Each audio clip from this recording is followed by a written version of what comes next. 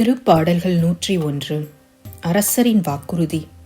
இரக்கத்தையும் நீதியையும் குறித்து பாடுவேன். ஆண்டவரே, உமக்கே புகழ் சாற்றிடுவேன். மாசற்ற வழியே நடப்பதில் நான் கருத்தாய் இருக்கிறேன். எப்பொழுது நீர் என்னிடம் வருவீர்?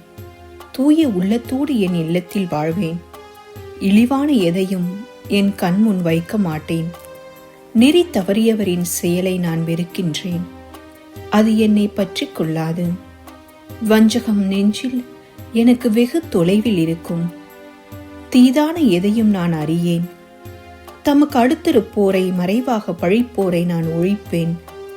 கண்களில் இருமாப்பும் உள்ளத்தில் செருக்கும் உள்ளோரின் செயலை நான் பொறுத்து கொள்ள மாட்டேன்.